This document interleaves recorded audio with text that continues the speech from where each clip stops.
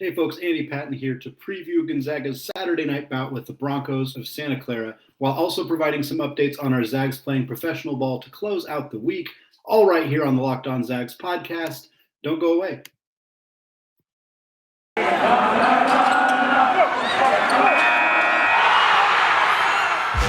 You are Locked On Zags, your daily podcast on the Gonzaga Bulldogs.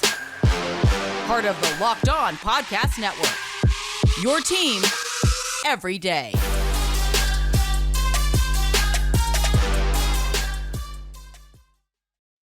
What is going on, y'all? Welcome to the Locked On Zags podcast, part of the Locked On Podcast Network, your team every day. I am your host and longtime Gonzaga podcaster, Andy Patton, here to take you through another season of Gonzaga Hoops. I want to thank all of you who make this podcast your first listen of the day. I sincerely appreciate being a part of your routine, whether it's a morning routine, afternoon routine, commute home routine, whatever it may be. I sincerely appreciate you taking the time to listen to Locked On Zags. I also appreciate all of you who have checked out the show on YouTube, a rapidly growing YouTube subscription channel for you all to check out. Just go to youtube.com, search Locked On Zags, hit that subscribe button. Sincerely appreciate all of you.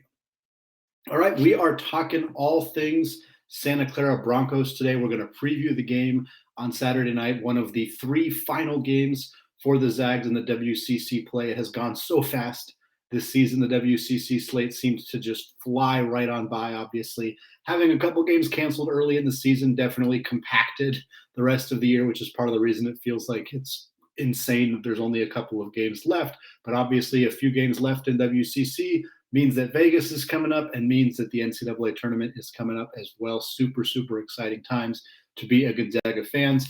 Obviously, we're previewing Santa Clara, even though the Zags have already played Santa Clara, so we definitely have an idea of what this team is like, although I think Gonzaga's first matchup against them was perhaps a bit misleading because this team is actually pretty good. Gonzaga blew the doors off them last time these two teams played. They won 115-83.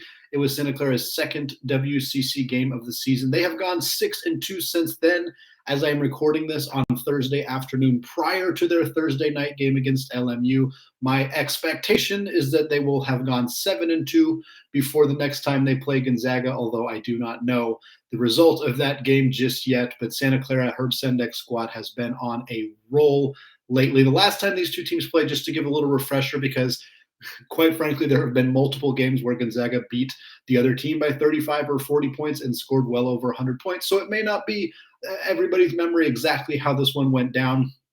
Drew Timme had 32 the last time these two teams played on 14 of 18 shooting. It was that really, really remarkable, outstanding performance for him on the road against the Broncos. Chet had 11 points, 12 boards, and 2 blocks. So not quite the Chet Holmgren that we have seen from him lately, where he's scoring a lot more points. But obviously, if Timmy's going to go out and drop 32, it's going to be a little bit harder for the other guys to score upwards of 15 or 20 like they have been doing lately.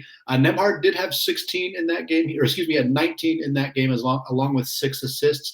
He also had 4 turnovers. This was kind of before Nembhard had a bit of a stretch where he was not quite as bad as he was against Tarleton State and Merrimack and Alabama, and that kind of really rough stretch that he had. But he still had a stretch where he was a little bit turnover prone early in conference play.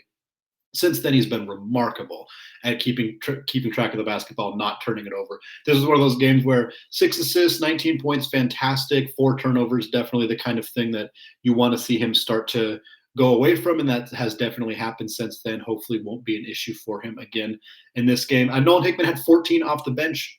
The last time these two teams played, he hit 4 threes.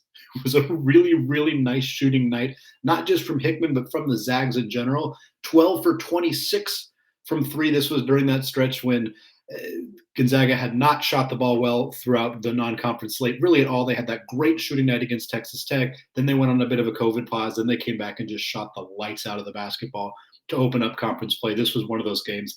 12 threes, 26 attempts, a remarkable percentage for this team. Hickman hitting 4 off the bench, perhaps his best offensive performance, at least from a scoring perspective. Again, Broncos 6-2 / hopefully 7-2 since then. Wins over BYU, win over St. Mary's. They're currently 75th in the KenPom rankings. This is a team that they're not an NCAA tournament chasing team right now. They are not going to make the NCAA tournament. Even if they beat Gonzaga, if they win out, they go to the WCC championship.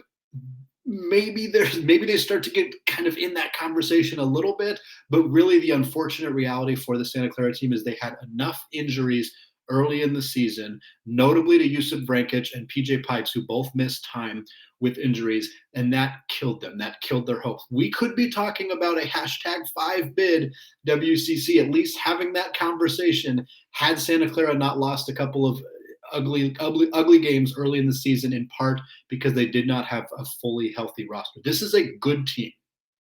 I will say confidently right now that there will be teams in the field of 68, not just automatic qualifiers from very small conferences, but there will be at-large teams that make the NCAA tournament that I am convinced Santa Clara is better than. Guaranteed. Absolutely certain of that. If anybody in the Pac-12 besides, of course, UCLA, Arizona, and USC, if anybody besides them makes the NCAA tournament, if Oregon makes it, if Washington State makes it, I would have rather had Santa Clara. I think they are a better basketball team. San Diego State, right on the border of being a tournament team, I think I might take Santa Clara. That's a closer one, but I think I still might take Santa Clara. This is a really good team. They're rolling right now. They just had a rough non-conference slate, in part because they weren't fully healthy, like I said. Jalen Williams is an incredible basketball player, one of the most talented non-Gonzaga players in the WCC. Top 3, I think, Alex Barcelo, Jamari Bouye, Jalen Williams. That's kind of your conversation right there for the best non-Gonzaga players in the WCC. Jalen Williams is an absolute stud. 18 points, just under 4 rebounds, just under 4 assists per game, 1.5 steals per game as well, shooting 52% from the field and just under 40% from 3. Quite frankly, this is an NBA player. He is an NBA player. He should be in the NBA. I don't know if he will go after this year. I have seen him start to crop up on some draft boards, usually kind of in the late 60s, 70s, kind of past the point where it's actually draftable. There are going to be 58 picks in the 2022 NBA draft because 2 teams lost their second-round picks. So if you're not in the top 58, you're not necessarily being considered a draftable player. Jalen Williams is the kind of guy to me that will probably get overlooked because he plays in the WCC, because he doesn't play, at Gonzaga, because he, the level of competition he played against will be called into question, certainly. But Jalen Williams is an NBA player. He's really, really good. I'm excited to see how Gonzaga matches up against him. He had a good game against them last time. He doesn't have a lot of bad games, so that's not entirely surprising. But he's a really, really talented young man. Jusuf Vrankic, I mentioned him already. He has played 18 games this season. He missed 8 or so with mono earlier in the season, really curtailed Santa Clara's chances of again, being an NCAA tournament caliber team. I do think they are a tournament caliber team, but they're not going to be in that conversation in part because of his absence early in the year. Averaging 15 points, 5.5 boards, 3 assists per game, a really good passing big man, something that can cause a lot of problems for opposing teams when, as we've seen in the past with Shemet Karnowski, Domantas Sabonis, Drew Timme, Anton Watson, etc. Gonzaga's had a plethora of very, very good passing big men, and it causes all sorts of problems for the opposing defense. Vrankic is very good about that. For the Broncos, Keyshawn Justice, their third piece or fourth piece, in a way, he's a fantastic shooter. I think he is the second best shooter in the WCC. The only shooter who is conclusively better than him is Alex Barcelo. You could make an argument for Tommy Kuhse. You can make an argument for Chet Holmgren. You can make an argument for Rasir Bolton. Keyshawn Justice is shooting 45% on 5.5 attempts per game from 3. The dude lights it up. Very, very good outside shooter. He's also averaging 7.5 rebounds per game, which is fantastic for a combo guard player like he is. And then, of course, you have PJ Pipes. These 4 really talented players on the Santa Clara roster. Pipes is averaging 11 points and 3 assists per game. Really talented transfer point guard from Green Bay. Just kind of rounds out this roster in a really significant way. I'm excited about the future of the Broncos. I think this is a good team. Gonzaga obviously did not have any problems with them last time they played. I think that they're in line to get another victory here as well. But it's going to be a little bit tougher. If they play like they did against Pepperdine in the second half, they're going to run into some problems. And that's kind of what I want to talk about a little bit more in the second segment with my 5 keys to this game. Before we get there, though, let's talk about BetOnline. There might be less football being played, but betonline.net has way more stuff to bet on this playoff season. From scores, totals, and player performance props to where the next fired coach is going to land, BetOnline is the number one spot for all things NFL betting in 2022. And it's not just football. BetOnline.net's basketball, hockey, boxing, and UFC odds coverage is the best in the business. From sports right down to your favorite Vegas casino games, BetOnline is your number one online wagering destination. BetOnline is the fastest and easiest way to wager on all of your favorite sports and play your favorite games. BetOnline, where the game starts. All right, segment 2, still Andy Patton, still Locked On Zags, still previewing Gonzaga's Saturday night matchup against the Broncos of Santa Clara. Here in the second segment, we're going to look at my 5 key things that I will be watching for in the games, things that I think could potentially have an impact on the final result. The first thing, I teased this a little bit in the first segment, how is Gonzaga going to defend Jalen Williams? More specifically, what I will be really watching for is when Hunter Sallis is guarding Jalen Williams, because I think that's a matchup that we're going to see. I think Hunter Sallis is going to play a significant role, and I think when he is in the game, his primary task will be shutting down Jalen Williams.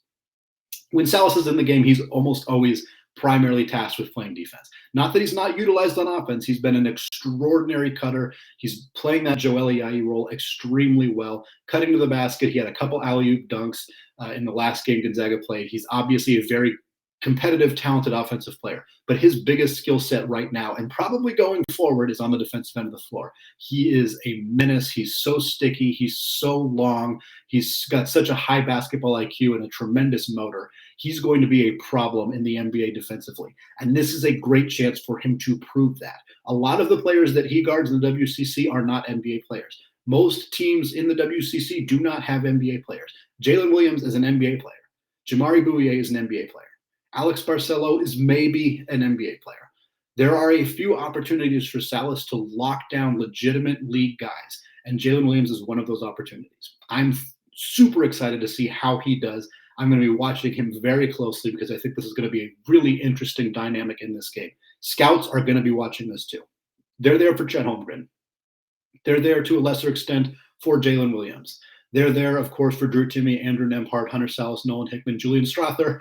The Zags have a lot of guys who are probably going to be NBA players, if not this upcoming season, in the future as well. But Hunter Sallis and how he defends Jalen Williams is something that those scouts, if they're doing their jobs correctly, that's something they're going to be watching for significantly in this game. Next up, how does Santa Clara try to stop Drew Timme? We've seen a lot of teams this year who get burned badly by Drew Timme. And then the next time they play, they come out and they do everything in their power to stop Drew Timme. What has happened when that goes down is that Chet Holmgren just goes to town because it's really hard for any team, not just WCC teams, any team, to guard both Chet Holmgren and Drew Timme. I'm very curious. Herb Sendek, a long veteran, very experienced coach. I'm curious if he's going to fall into that trap of spending his whole week game planning to stop Drew Timme, only to watch Chet Holmgren score 25 points on 10 shots, because I could see that happening. In fact, that's kind of my prediction. I think they're going to either very quickly double team Drew Timme. They're going to try to push him off of the block and not let him get comfortable down there at all. If he does get the ball, it's a quick double. I think they're going to try to, because they can't let him shoot 14 for 18 again. They just cannot let that happen. They cannot let him drop 32 again. So they're going to do everything they can to slow him down, stop him from being the offensive force that he's capable of being. What that means, Chet Holmgren might go off, might have 25, might approach 30 for the first time in his collegiate career. Or Anton Watson could have a fantastic game. We've seen him do that quite a bit. He just had 16 points in Gonzaga's most recent game as well. So obviously a player who's more than capable of getting up over 20 points in a game. So I'm curious how that's going to play out in this game. I'm curious if Sendek is going to really push all of his chips towards slowing down Drew Timme at the expense of potentially letting somebody else go off on him, or if he's going to try something more balanced, which might lead to another really nice game from Drew Timme.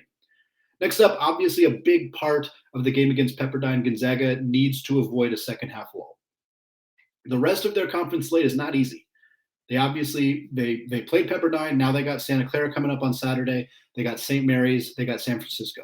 That's a tough end to the conference slate. Those are tough games. Arguably the toughest games Gonzaga is going to have to play. These 3 games right now, depending on how you feel about BYU right now, these are the 3 best non-Gonzaga teams in the WCC.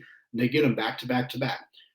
If you have a lull like you did against Pepperdine, where you let the Waves get in within 8, that's not going to fly against Santa Clara. I don't know that Gonzaga will necessarily lose, but I don't think you can get away with that against a team with players who can shoot it like Keyshawn Justice or shoot it like Jalen Williams or score the way Yusuf Brankic can. This could get ugly if they let that happen. I don't think that they will, but you can bet that I'm going to be bracing for it. We're going to be watching for it. Mark Few had an extra day between the games. Usually they only get 1 day. They got 2 full days. And you bet he used it to really let these guys know how he feels about how they played in the second half against Pepperdine. I have a feeling those guys are feeling it today because that is not acceptable. And Mark Few does not put up with teams getting sloppy and getting complacent and sleepwalking through large chunks of a basketball game. That's what happened against Pepperdine. And I know Mark Few. We all know him. We've seen him coach for 20 years. He's not going to let them do that again. Santa Clara is not the kind of team you can get away with doing that. So they're at home. That's a big advantage for them. They're not having to do this on the road. But this is the kind of team that you need to prove that you can play a full 40 minutes of basketball against them. They did it last time. They beat them really handily. Would love to see them do that again. Next up, a Julian Strawther rebound game. Julian Strawther only had 4 points the last time these two teams played. Gonzaga dropped 115 points on the Broncos in the first matchup, and Strawther only had 4. That stood out to me when I was looking back on that box score. That is abnormal. Strawther has obviously frequently been Gonzaga's leading scorer or second leading scorer in a huge chunk of their games this year. He's often the guy at the end of the game when you look at the box score and you're like, oh, Strawther had 18. Like, I didn't really realize that he had that kind of game. This was the opposite reaction of like, oh, yeah, he kind of struggled. He also didn't play all that well against Pepperdine. So he's kind of coming off a not very good game, coming into a game where he didn't play particularly well the last time these two teams played. This would be a great opportunity for him to go ham, to drop 20, something he's done a handful of times this year. Come out and just hit the first 2 shots of the game, get up 6-0 on 2 threes from Julian Strawther. That's the kind of thing I want to see him do. He's more than capable of doing that. You know that. I know that. We all know that from watching him play for this team. I would love to see Herb Sendek's reaction to a player who only scored 4 points against them last time, going out and getting off to a super hot start like Strawther's capable of doing. I think it creates another wrinkle for how to handle this team. Obviously, when Strawther's playing well, not just as an outside shooter, he's great at that. But when he's getting to the rim, when he's hitting that floater, when he's grabbing offensive rebounds, he's really, really tough assignment for opposing defenses. And I want him to establish himself as an offensive threat early in this game. And finally, get to the bench. Pepperdine was a great opportunity for the Zags to play a significant part of their bench, to play Ben Gregg for a large chunk of the game, to play 20-plus minutes of Hunter Sallis and Nolan Hickman. Unfortunately, because of that aforementioned lull that we saw in the second half, that did not happen. Hickman only played 14 minutes. Ben Gregg played 3 minutes. Gonzaga needs to have the opportunities to get these guys into the games because they may need them in March. Certainly Hunter Sallis and Nolan Hickman are a part of the rotation. They're going to play regardless of whether this game is a 35-point blowout or a 5-point win. They're going to play. But I want to see them get more opportunity, play longer, play like a 10-minute stretch instead of just these shorter spurts because Gonzaga is going to need them. And so that's a big part of this game. Beyond that, just getting some more rest for some of the actual starters. They didn't get to rest against St. Mary's. They really didn't get to rest against Pepperdine. It'd be nice if Drew Timme didn't have to play the last 7 minutes of this game. If Andrew Nembhard didn't have to play after the under 8 media timeout. It'd be great to let Matthew Lang play 7 minutes, to let Ben Gregg play 10 minutes, Martinas Arlauskas play 3 minutes, those kinds of things. Heck, if Caden Perry's healthy, maybe get him back into the game. I'm not holding my breath for him or Dominic Harris, but maybe there's an opportunity for those guys to get a little bit of action on Saturday night as well.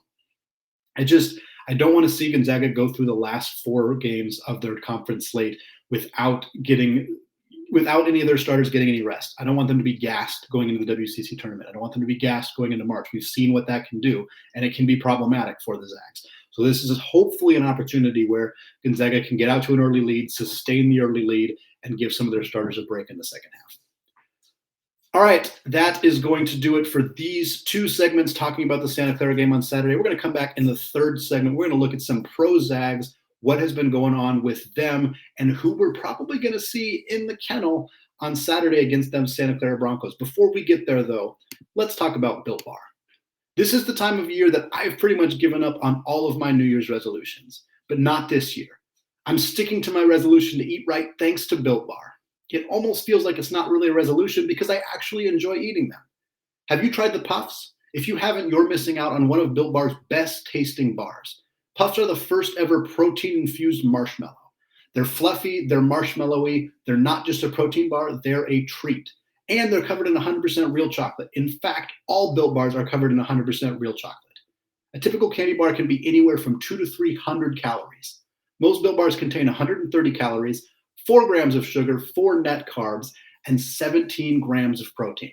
They have mint brownie, coconut, and coconut almond. And new this month, white chocolate cookies and cream. They are all delicious, and new flavors are coming out all of the time.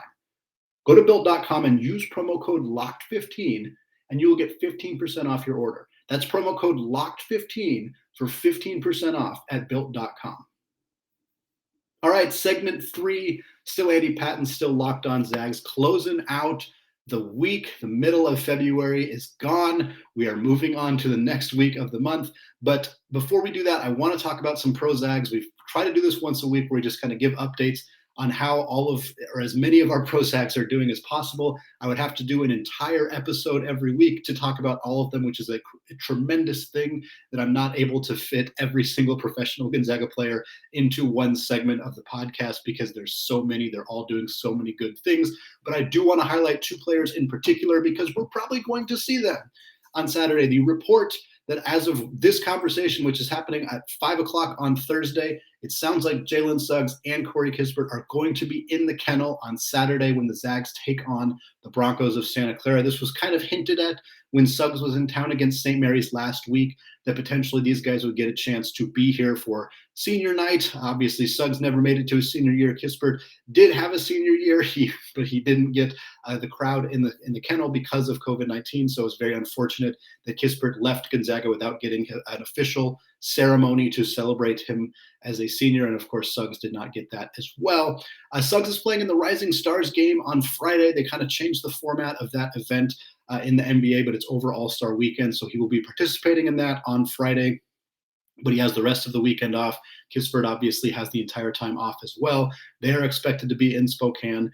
I do not know as of this conversation if Joel Ayayi will join them. Joel, obviously teammates with Corey Kispert on the Washington Wizards, has the same amount of time off as everybody in the NBA does because of the All-Star weekend. So it's possible Joel joins them as well, which would be extremely cool to get a chance to celebrate not just Jalen and Corey, but Joel as well. Kispert has been playing really good basketball lately. I wanted to highlight that as well. He stepped into a starting role with Bradley Beal out with an injury for Washington. Over his last 7 games, he's averaging 11.5 points, 4.5 rebounds. He's had 2 20-point games. Really nice performance from him. We can cheer, hopefully, very, very loudly for him on Saturday when he is in the kennel. A couple more updates before we close out the show this week. Courtney Vandersloot signed a 1-year deal with the Chicago Sky. She is running it back with the defending WNBA champions. She's back with her wife, Allie Quigley, who also inked a 1-year deal with Chicago. This is notable because there was some consternation about whether Courtney was going to return to the Sky. It came out that she was unhappy with the contract offer that they had given her initially and was threatening to stay overseas and play with a Russian team for the entire year as opposed to playing in the WNBA.